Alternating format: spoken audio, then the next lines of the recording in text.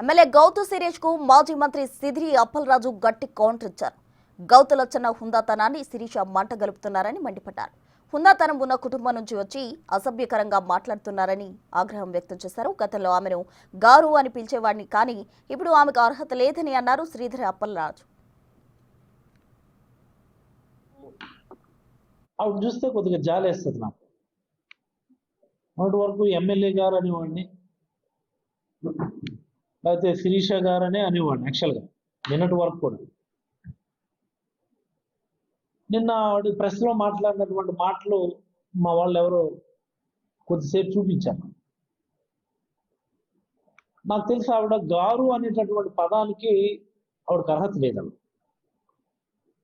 She not at all fit for that. గారు అనిపించుకోవడానికి ఆవిడకి ఎలాంటి అర్హత లేదు.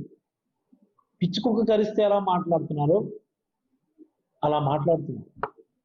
ఆ బజార్ భాష నేను మాట్లాడలేను.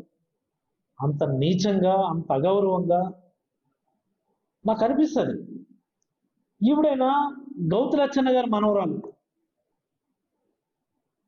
ఈవిడైనా మా మాజీ ఎమ్మెల్యే మాజీ మంత్రి గౌతు శివాజీ గారి కూతురు ఈవిడైనా అని నాకు అనిపిస్తుంది. నాకు ఎందుచేతంటే గౌతు లచ్చన్న గారు చాలా గౌరవంగా రాజకీయాలు చేశారు. శివాజీ గారు అభివృద్ధి చేయలేదు, కానీ ఈ ప్రాంతాన్ని గౌరవంగా రాజకీయాలు చేశారు.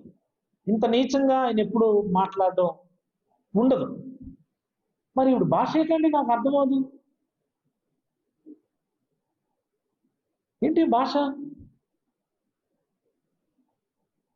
ఎందుకంత ఫ్రస్ట్రేషను?